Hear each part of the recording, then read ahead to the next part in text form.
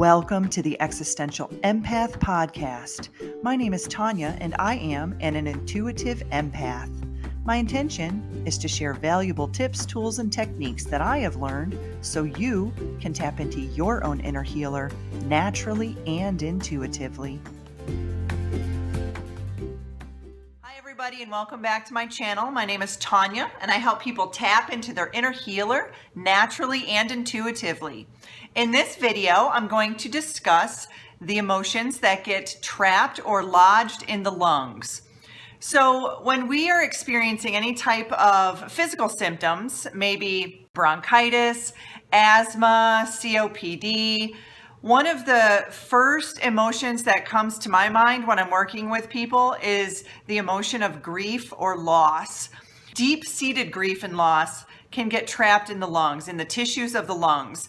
And if we don't process that loss or that grief, then it will continually come up to us in those physical symptoms. So maybe every year, around a certain time of year, you notice yourself getting pneumonia or some sort of an allergy, and you just kind of assume it could be because of environmental reasons, but there really could be a deeper meaning as to why you are experiencing those types of physical symptoms. Maybe, when you were a child during the month of August or September, you experienced a loss. Maybe it doesn't even have to necessarily be the loss of a person. It could be the loss of an animal. Change that maybe happened where you left schools and you went from one school to another and you lost some friends in that process. Maybe you start to see this repetition every single time during a particular month that you start to feel some sort of physical symptoms in your lungs that could be associated to grief. So when we're suffering with deep grief and we are not processing, then it's going to continually come back time and time again until we take the time to really focus on that grief and to let it go. There could be a situation where this may not even be your grief. This could be the grief of your mother when you were in the womb of your mom and maybe she suffered some deep grief. Now for me, for example, my grandfather died right after I was born. So my mom started to go through that grieving process before I was even born. And I picked up on these emotions because these emotions are energetic, right? So emotions are energy in motion. Before I was even born, I was soaking up her grief and her feelings of deep loss, kind of like a sponge. And when I was born, I started to carry on those particular heavy feelings. And as a kid, I remember I had asthma my entire childhood. Really could be an energetic transfer from my mom's emotions that were transferred to me as a child. So when we're working with grief and loss, stick to the area of the lungs, we're looking at the heart chakra. There are definitely different types of things that you can do to help bring these emotions to the surface. Now, for some of you, those emotions may come naturally to the surface, especially around the holidays. If there's someone in your life that you have lost, or a pet, and the holidays start to trigger those things deep within inside of you and they start to bubble to the surface, then the best thing to do is just let them come to the surface and let them come out. The more emotion that we hold into our body, the more that we keep building that pressure and building that pressure. And if we don't actually click on that release valve, then all we're doing is we are just building it up, and it's bound to come out one way or another. It's going to come out through crying, through lashing out at others. It could come out in physical symptoms and ailments, maybe through rashes or other types of symptoms. So when you feel those emotions bubbling to the surface, then let them come to the surface and let them out. Feel them. Process through that. Don't be afraid to not show those feelings. Don't suppress those feelings, because all they're going to do is they're going to make a full circle and they're going to come back again. And they may not come back in the next month or two, but they're probably going to come back again at the same time of the year that they continually seem to be resurfacing. So Grief is one of the ones that gets really stuck in the lungs. Another one is not feeling approval. Whether you're not feeling approval from others, maybe you're in a job and you're working really hard and you aren't necessarily getting that recognition that you feel that you need, and you're not feeling like you're doing the best that you possibly can, or people aren't sharing that recognition with you.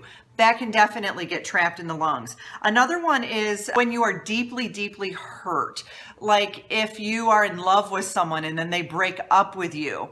Have you ever had that happen to you, and then within a few days you come down with a cold, or you get the flu, or you get bronchitis or pneumonia or something? That's because those particular emotions get lodged in the lungs. That's the place where they like to go. So if you are, going through something where maybe you were betrayed and you were deeply hurt, if you're having some sort of a lung issue, whether it be asthma or COPD, ask yourself, when did this happen?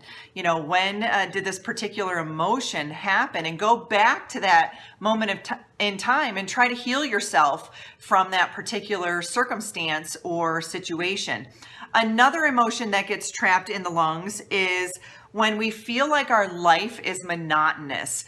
If we are in a constant state of routine, we're on autopilot all the time, we're just going through the motions, there's no spontaneity in our life, there's no sweetness, there's just a lot of kind of boredom really, and it's just that day-to-day, same old, get up, do the same things, go to sleep, and then just continually to do that from day to day. I call that living in the matrix.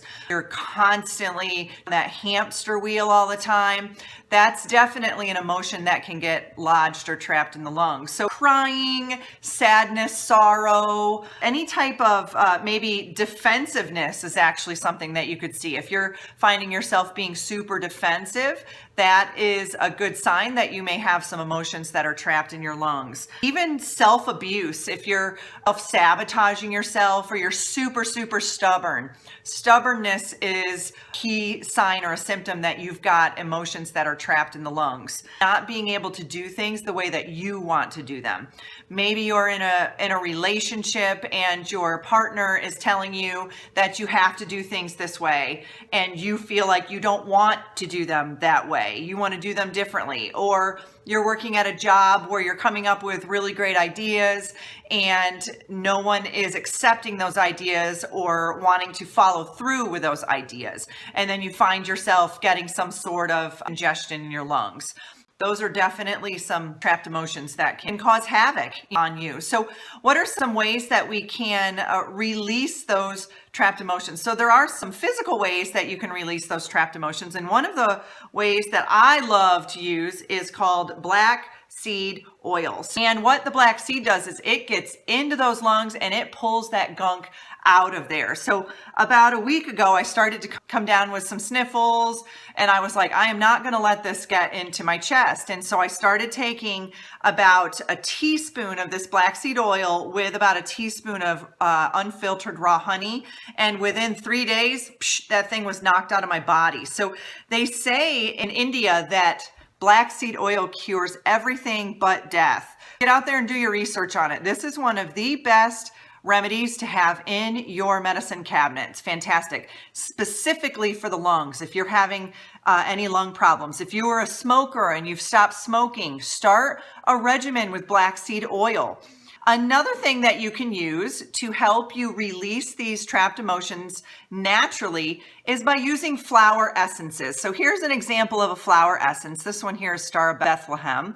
There are several different flower essences, and they're called Bach flower essences. Edward Bach is the one who created them. And basically, he found that by taking the dew off of the flowers and collecting those essences, and when you linked it to a specific emotion in the body, whether it be a human or an animal, it would actually alter the frequency or the vibration of that particular person, and it would help alleviate or rid yourself of those emotions. So Star of Bethlehem is a wonderful one if you have experienced any type of trauma. So if you've experienced a loss of someone and in that particular circumstance, there was a trauma that had happened, or you're still holding on to that. Maybe it was a phone call. Maybe it was, being at the hospital. Maybe it was a car accident or the scene of the accident. Star of Bethlehem is a wonderful flower essence to take in those particular circumstances.